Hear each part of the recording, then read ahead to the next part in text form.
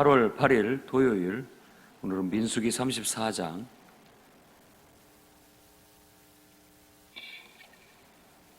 구약성경 민수기 34장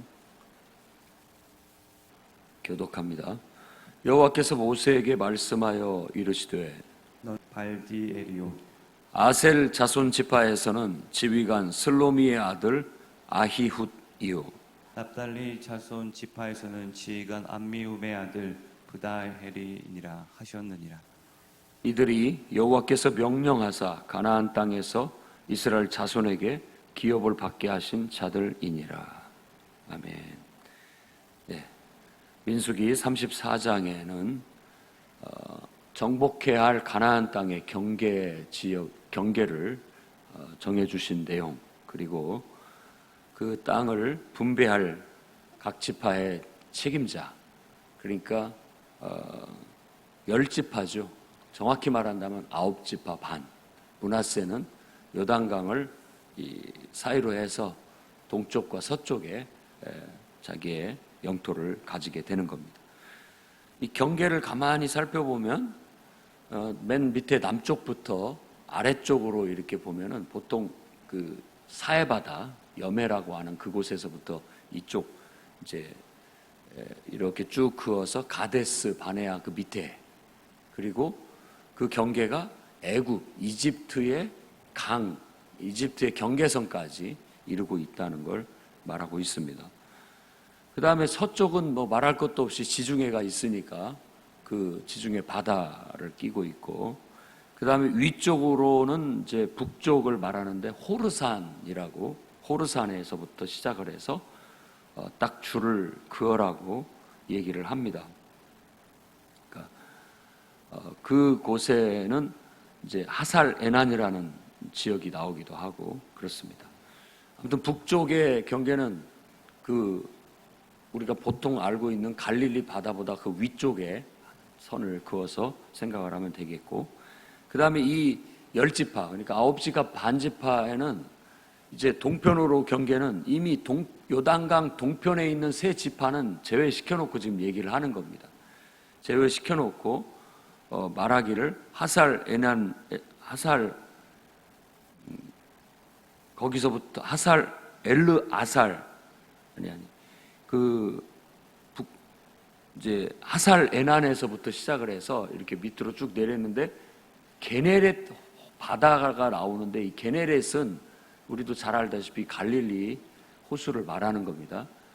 그 호수를 끼고 요단강을 따라서 쭉 밑으로 내려와서 여메까지 이르는 쪽이 바로 동쪽 경계가 되는 겁니다. 그러니까 요단강 서쪽을 전체를 정복해 들어가는데 여호수아에서 보면은 이제 잘 나오게 됩니다.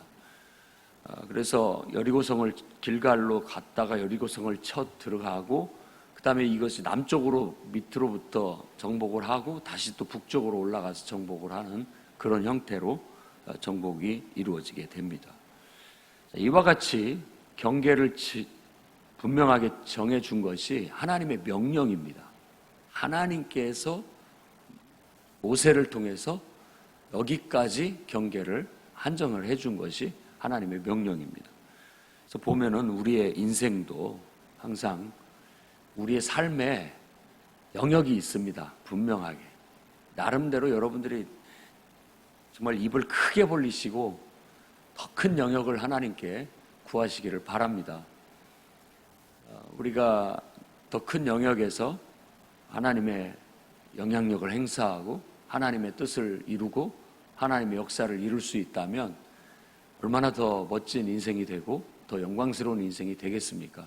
그러니 믿음으로 구하고 하나님께서 주신 명령만큼 우리가 살아가게 되는 겁니다. 인생을 사명의 삶이라고 생각하십시오. 예수 믿기 전에는 내 꿈, 내 비전을 위해서 살았다 할지라도, 또 어떤 사람은 꿈도 비전도 없이 그냥 흘러가는 대로 살았다 할지라도, 이제는 누구도 그렇게 살면 안 됩니다. 이제는 하나님이 내 안에 계셔서 하나님이 내게 명령하신 그 명령을 수행하기 위해서 사는 인생이 되셔야 됩니다.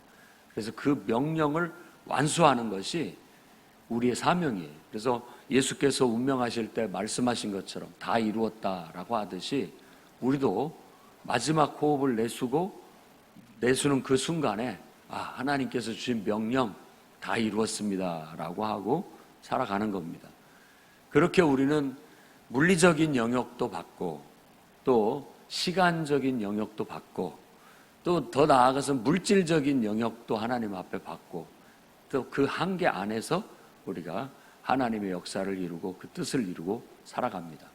가능하다면 하나님께서는 여러분이 더 풍성한 것을 주시기를 바라고 더 풍성한 것들을 감당해 나갈 수 있기를 바랍니다. 여러분들도 믿음의 그릇만큼 로마서 12장에 말한 것처럼 우리의 믿음의 분량만큼 하나님께 받으십시오. 그게 선물과 같습니다. 여러분에게 주어진 인생은 하나님이 주신 선물이에요. 앞으로 우리가 천국을 얘기하지만 천국에서는 이런 삶을 살지 못할 겁니다. 그때는 이때 이 시간과 물질과 이 공간의 제약을 받고 살아가던 이 시대를 아마 추억하게 될 겁니다. 이건 하나님이 주신 선물이에요. 여러분에게 주신 인생의 선물. 딱 정해진 한계 안에서 주어진 만큼 마음껏 여러분들이 그 은혜를 누리고 또 하나님의 뜻을 성취하다가 값지고 의미 있고 나름대로 멋진 그리고 성공한 그런 인생을 사셔서 하나님 앞에 하나님을 기쁘게 하고 여러분들도 인생의 참된 보람과 의미를 찾아갈 수 있기를 바랍니다. 또 한편으로 생각하면 우리의 인생의 경계선은 항상 예수 그리스도로 시작해서 예수 그리스도로 끝나야 됩니다. 사람이 성령으로 시작했다 너희가 육체로 바치려고 하느냐라는 경우가 있습니다. 처음에는 우리가 은혜 받고 성령 충만함을 받아서 예수로 시작했다가 어느 순간에 은혜 다 까먹고 인간적인 어떤 것들로 인해서 그만두게 되는 그런 일들이 발생을 하게 되는 겁니다. 누구도 신앙에서 실족하거나 또 넘어지는 일이 없기를 바랍니다. 항상 그리스도 안에서 그분 안에서 시작하고 그분 안에서 끝내는 인생이 될 수 있어야 되겠습니다. 우리의 삶은 항상 예수 그리스도 안에서 살아도 주를 위해 죽어도 주를 위해 사는 인생이 돼야지 그것을 벗어나서는 안 되겠습니다. 그래서 하나님의 명령을 따라 사명의 삶을 살되 항상 그리스도 안에서 머무르고 그리스도 안에서 여러분들이 성취해가는 인생이 되기를 바랍니다. 그 다음에 얘기하고 있는 것이 이제 각 지파의 땅을 분배하는 책임자, 지도자들에 대해서 10지파의 얘기를 하고 있습니다. 이미 3개의 지파는 2지파 반은 받았고 또 9지파 반은 그걸 받아야 되는데 맨 먼저 언급하는 게 바로 여분네의 아들 갈렙, 유다지파의 수장을 얘기하고 있습니다. 이 갈렙은 아주 중요한 인물이기 때문에 여러분들이 기억하고 갈렙 같은 인물이 됐으면 좋겠습니다. 믿음의 용사. 정말 바로 우리 모든 성도들은 여호수아나 갈렙을 목표로 삼고 세상 사람들이 다 믿음을 떠나고 아무리 신앙을 버린다 할지라도 나는 끝까지 하나님의 명령을 수행해 나가리라. 나 혼자라도 가능하다라는 그런 믿음을 갖고 당당하게 여러분들 앞에 있는 인생을 정복해 나갈 수 있기를 바랍니다. 그리고 교회 안에서는 항상 지도자가 세워지기 마련입니다. 어떤 탁월하고 훌륭해서이기도 하지만 누군가는 책임을 져야 되고 누군가는 대표자의 역할을 해야 되기 때문에 지도자가 반드시 필요합니다. 지도자의 책임감은 모세를 봐서도 알 수 있겠지만 굉장히 무거운 것이고 어려운 것일 수 있습니다. 그러나 존경받고 또 하나님 앞에 칭찬받고 또 인생의 보람과 의미와 가치를 창조해낼 수 있는 좋은 일이기도 합니다. 좋은 것일수록 항상 위험이 따르고 거기에 어려움이 따른다는 것은 우리가 잘 알고 있는 바이지요. 그래서 좋은 것만 항상 바라보고 뭔가를 이렇게 은혜 안에서 한다고 나섰다가 조금 어려움이 닥치고 부정적인 일이 닥치면 금방 그것을 내팽개치는 그런 무책임한 대김이 아니라, 지도자는 능력이 탁월한 것보다도 책임감이 투철해야 됩니다. 책임감. 그것이 어찌 보면 더 중요한 덕목이라고 할 수 있겠어요. 그래서 정말 하나님의 명령이라는 그런 것에 있어서 누구보다도 투철한 사명감을 가져야 되겠고, 그 명령을 이루기 위해서, 그 명령을 받아 그 명령을 성취해서 하나님께서 네 사명은 다 됐다, 모세에게 말한 것처럼 너는 여기까지다 라고 할 때까지는 정말 하나님 명령이다 라고 믿고 그 명령을 성취하기 위해서 책임감 있는 태도로 모든 일에 임해야 될 것입니다. 그래서 모든 공동체가 하나님의 명령을 따라 움직이는 그런 공동체가 될 때, 그런 교회가 될 때 힘있고 능력 있는 교회가 됩니다. 중간에 구성원들이 하나 둘씩 쓰러진다 할지라도, 마지막 한 사람이 남는다 할지라도 그 한 사람이 끝까지 하나님 명령을 다 수행해 나갈 수 있는 그런 사명감을 가지셔야 됩니다.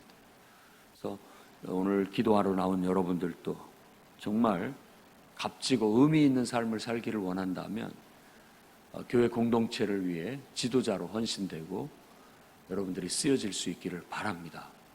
그것보다 더 값지고 의미 있고 보람된 인생은 없어요.